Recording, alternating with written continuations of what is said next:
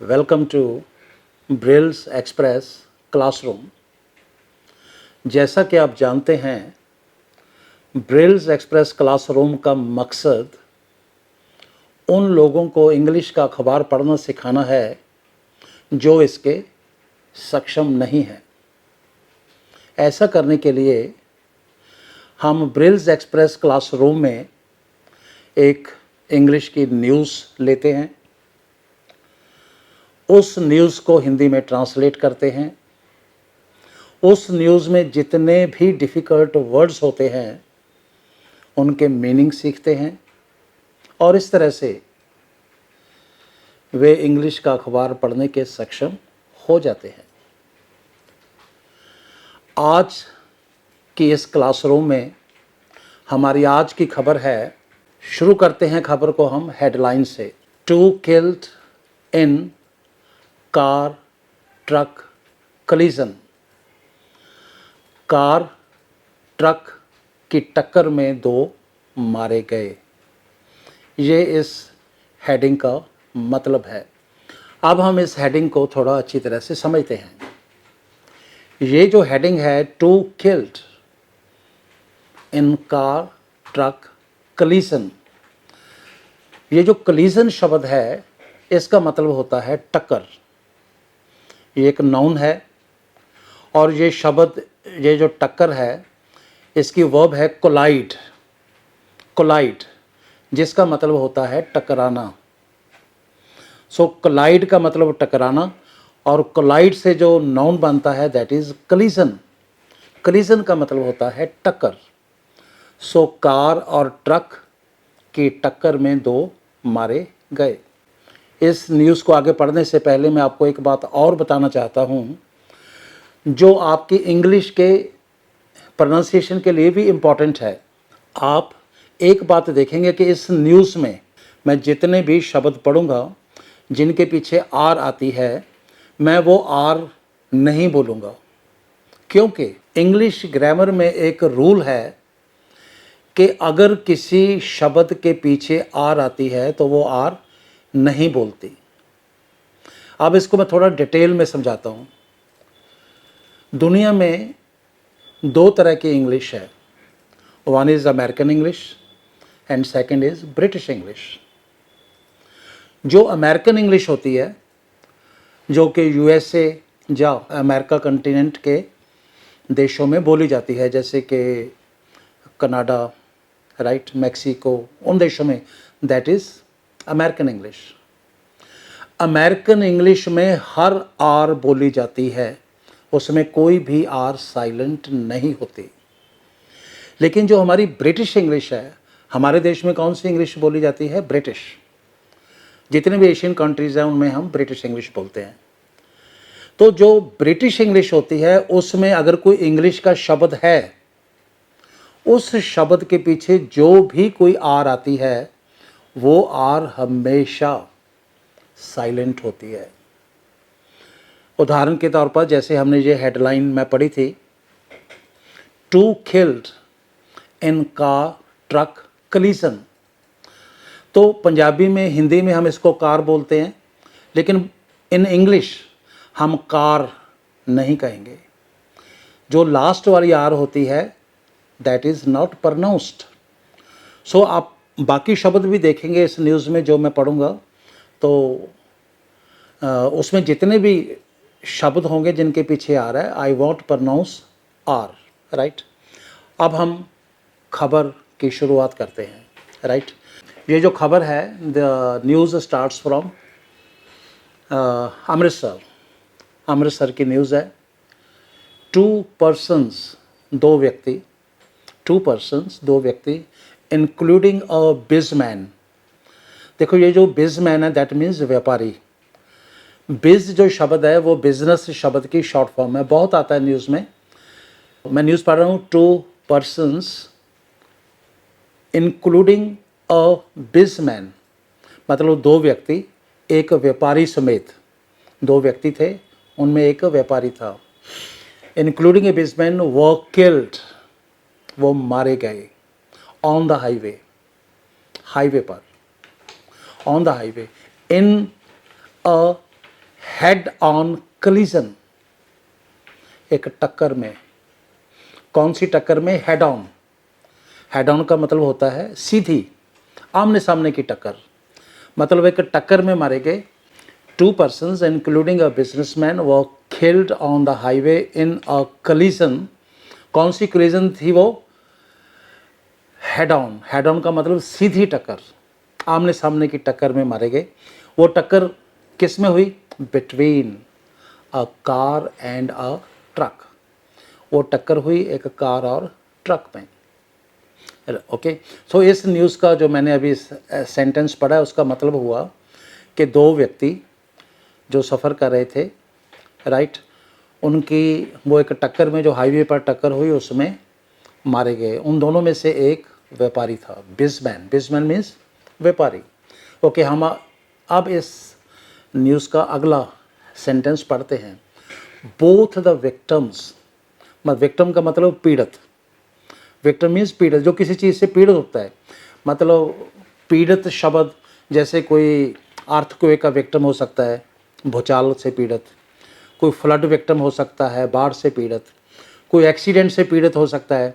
सो पीड़ित का मतलब एक्सीडेंट में वो पीड़ित हो गया। पीड़ित का मतलब वो घायल भी हो सकता है और उसकी मृत्यु भी हो सकती है। तो इसमें हम देख रहे हैं बोथ द विक्टिम्स, जो दोनों पीड़ित थे इस हादसे के, क्या हुआ, मतलब उनके बारे में क्या है? Belong to Gurdaspur district. वे गुरदासपुर ज़िले से संबंध रखते थे। तो इस न्यूज़ का हमारा जो पहला पैराग्राफ था वो हमने अभी पढ़ा। Now we are moving to the second paragraph. अब हम इस न्यूज़ के दूसरे पैराग्राफ को पढ़ते हैं। दिस मिसहैप, मिसहैप मीन्स हादसा। सो ये शब्द मिसहैप दो शब्दों के जोड़ से बना है। मिस का मतलब होता है बुरा, हैपनिंग मतलब कोई बुरी घटना। मिसहैप, बुरी घटना का मतलब जिसको हम बोलते हैं हादसा। दिस मिसहैप, ये जो हादसा था, अकर्ड, घटित हुआ। अकर मीन्स घटित होना। दिस मिसहैप अकर्ड, ये हादसा घटित हुआ। कब? व्हेन, जब। The truck driver, when the truck driver, देखो मैंने इसको ड्राइवर नहीं बोला, व्हेन द ट्रक ड्राइवर, जो ट्रक का चालक था, उसको चलाने वाला था, जो ट्रक। हाँ, जब मैं इसको हिंदी में बोलूँगा तो इसको मैं ड्राइवर कह सकता हूँ, but when I will speak it in English I won't pronounce the last R किसी शब्द के पीछे। When the truck driver try to overtake a vehicle, मतलब ये हादसा कब घटित हुआ? जब ये ट्रक चालक था उसने एक वाहन को, व्हीकल मीन्स वाहन, उसने एक वाहन को ओवरटेक करने की कोशिश की। ओवरटेक करने का मतलब होता है किसी से आगे निकलना। उसने कोशिश की किसी से आगे जाना। सो ओवरटेक करने की कोशिश की तो ये हादसा घटित हो गया। हुआ क्या? मतलब उसने ये हादसा कब घटित हुआ? ये हादसा घटित हुआ जब जो ट्रक ड्राइवर था उसने एक वाहन को, कोई वाहन आ रहा था, उसको ओवरटेक करने की कोशिश की। लेकिन इसमें हुआ क्या? The truck rumped into a car. Truck जो था वो एक कार से जा टकराया, एक कार में जा टकराया। देखो यहाँ पे ये जो शब्द है मैं इसके बारे में बताना चाहता हूँ। The word is RAM, RAM। देखो एक तो शब्द किसी का नाम होता है RAM, उसको तो हम उच्चारण करते हैं राम। उसको हम क्या बोलते हैं? अगर किसी का नाम राम है तो उसको हम RM, स्पेलिंग वही होते हैं, उसको हम राम बोलते हैं। लेकिन जब ये नाम नहीं होता, इसका मतलब टकराना होता है किसी चीज़ में, तब इसका जो उच्चारण है वो रैम होता है। Then its accent is ram. So ram का मतलब वही होता है जिसका मतलब होता है कोलाइड। कोलाइड मैंने भी टकराना, रैम का मतलब भी टकराना। हाँ, मैं पहले कई बार, जैसे पिछले न्यूज़ में बताया था कि कुछ शब्दों के कई मीनिंग होते हैं, तो इसके भी विशेषकर 2 मीनिंग होते हैं। मैं यहाँ पे थोड़ा बताना चाहता हूँ रैम शब्द का। देखो एक तो रैम का मतलब होता है टकराना, एक रैम होता है मेल शीप, मतलब जो नर भेड़ होती है। शीप का मतलब भेड़। जो मेल शीप होती है उसको हम बोलते हैं रैम।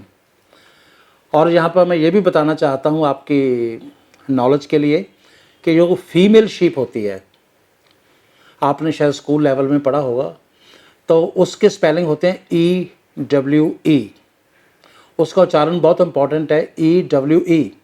उसका उच्चारण होता है यू। हालांकि ये शब्द ई से शुरू होता है लेकिन उसका उच्चारण क्या होता है, यू। उसका मतलब फीमेल शीप। जो मेल शीप होती है उसको हम बोलते हैं रैम, जो फीमेल शीप होती है उसको हम बोलते हैं EWE। चलो हम अपने न्यूज़ पे आते हैं। तो मैं आपको क्या बता रहा था कि रैम का मतलब क्या होता है, किसी से जा टकराना, रैम इनटू। तो हुआ क्या, जब वो ट्रक ड्राइवर था वो एक व्हीकल को, कोई और वाहन था, उसको ओवरटेक करने की कोशिश कर रहा था, लेकिन उस कोशिश में हुआ क्या, ये जो ट्रक था वो जा टकराया। किस चीज़ से जा टकराया, रैम्ड इनटू अ कार, एक कार में जा टकराया। कौन सी car, into a car coming from the opposite direction, जो एक उल्ट दिशा से आ रही थी, एक विपरीत दिशा से आ रही थी। ओके, इस टक्कर के बाद क्या हुआ, द ट्रक ड्राइवर मैनेज्ड। देखो ये जो शब्द है मैनेज, इसका एक तो मतलब होता है किसी चीज़ का प्रबंध करना, राइट। एक मैनेज का मतलब होता है किसी चीज़ में सफल होना, किसी चीज़ में सफल होना। The truck driver manage to flee from the spot. ये जो ट्रक का ड्राइवर था, क्या हुआ, ही मैनेज्ड, वो सफल हो गया किस चीज़ में, टू फ्ली, फरार होने में। फ्ली का मतलब क्या होता है, फरार होना, to flee from the spot, मौके से। स्पॉट का मतलब मौका। तो इस सेंटेंस में हमने 2-3 शब्द सीखे। वन इज़ मैनेज, मैनेज का मतलब सफल होना। The second word is flee, flee का मतलब फरार होना। और एक स्पॉट, स्पॉट का मतलब मौका, राइट। तो जो ट्रक ड्राइवर था, एक्सीडेंट के बाद, हादसे के बाद, वो उस मौके से फरार होने में सफल हो गया। यहाँ पर मैं आपको एक ग्रामर की और बात बताना चाहता हूँ। ये जो फ्ली शब्द होता है ना, जैसे उसके बाद हमने क्या लिखा है, फ्री फ्रॉम। देखो फ्ली के साथ फ्रॉम आप लगा भी सकते हैं, नहीं भी, अगर आप नहीं लगाना, actually this is optional. Flee के बाद आप फ्रॉम शब्द लगा भी सकते हैं और नहीं भी, दिस इज़ ऑप्शनल। सो आप ये भी कह सकते हैं to flee from the spot या to flee the spot. Okay, so हमने इस न्यूज़ के 2 पैराग्राफ पढ़े। Now we are moving to the next paragraph. The next paragraph is according to the information, सूचना के अनुसार, मतलब जो सूचना मिली उसके अनुसार। द कार बोर्न, देखो यहाँ पे आप स्पेलिंग देखो, कार बोर्न, BORNE, एन के बाद ई डाला हुआ है।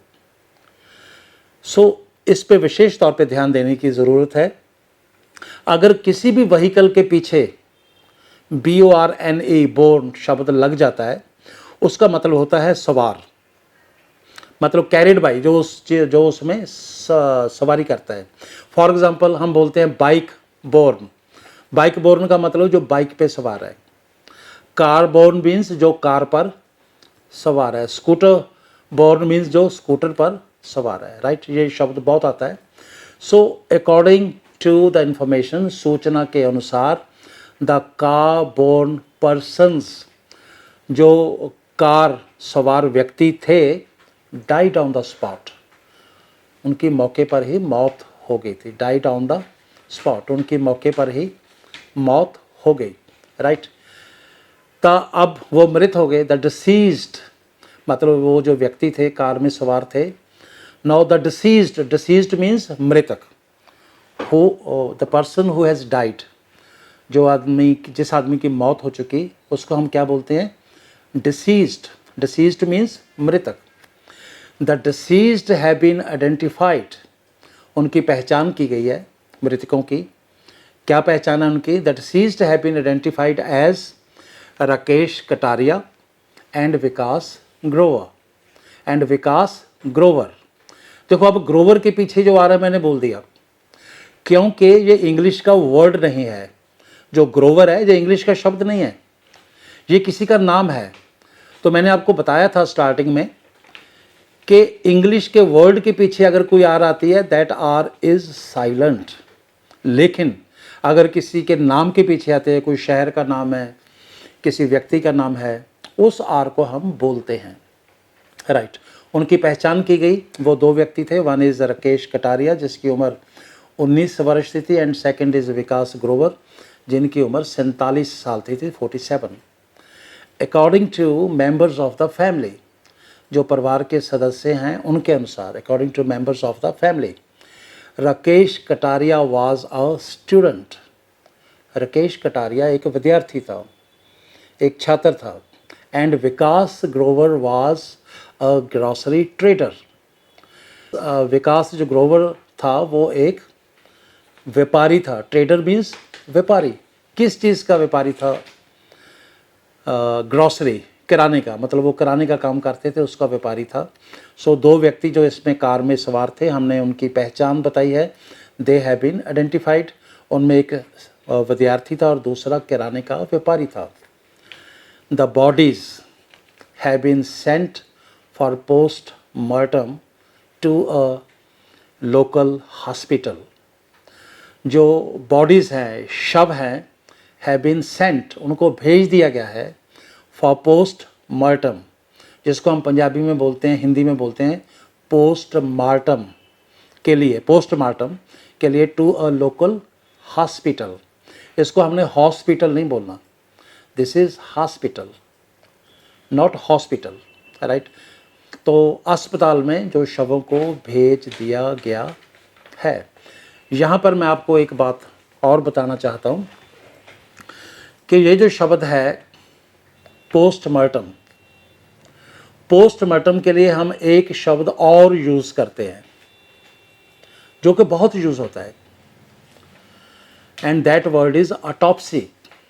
और वो शब्द क्या है? Autopsy, AUTOPSY। सो दोनों का मतलब, पोस्टमार्टम और ऑटोप्सी, दोनों का एक ही मतलब होता है, मतलब शव की चीरफाड़, जिसको हम हिंदी में कह देते हैं शव परीक्षण। शव परीक्षण का मतलब जो बॉडी होती है, जो शव होता है, उसकी चीरफाड़ करके देखा जाता है कि what is the cause of the death, कि मौत का कारण क्या है। ये देखने के लिए पोस्टमार्टम या ऑटोप्सी की जाती है। Okay, now we are moving to the last paragraph of the news.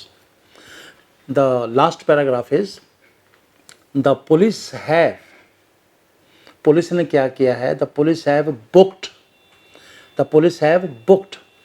देखो, बुक का मतलब एक तो किताब होता है, एक बुक का मतलब कोई सामान बुक करना होता है, एक बुक का मतलब किसी पर मामला दर्ज करना होता है, मतलब किसी के खिलाफ केस दर्ज करना होता है। सो यहाँ पे क्या हुआ है? The police have booked the truck driver. Police ने ट्रक जो ड्राइवर है उस पर मामला दर्ज कर लिया है। The police have booked the truck driver. किस चीज़ के लिए किया है? For negligence. नेग्लिजेंस का मतलब लापरवाही। पुलिस ने लापरवाही के लिए मामला ट्रक ड्राइवर के खिलाफ दर्ज किया है। Right. The next sentence is a senior officer set. एक वरिष्ठ अधिकारी ने बताया, उन्होंने कहा, क्या कहा उन्होंने? The cops have initiated a hunt. मतलब कॉप का मतलब पुलिसकर्मी। मतलब एक वरिष्ठ अधिकारी ने कहा, क्या कहा उन्होंने?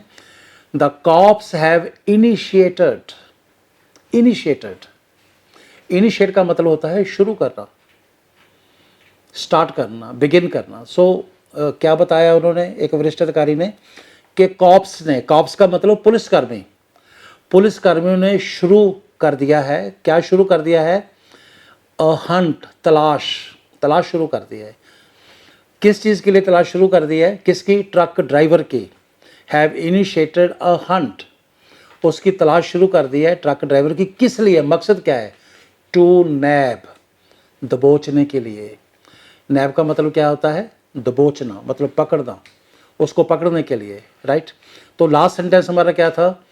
सीनियर ऑफिसर सेड, एक वरिष्ठ अधिकारी ने कहा, the cops have initiated a hunt, जो पुलिसकर्मी हैं उन्होंने एक तलाश शुरू कर दी है, to nab the truck driver, truck driver को दबोचने के लिए।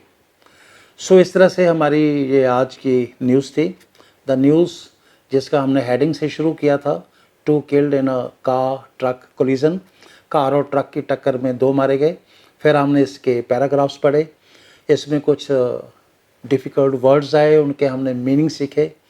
तो आई होप, मुझको लगता है कि आपको इस न्यूज़ की समझ आई होगी।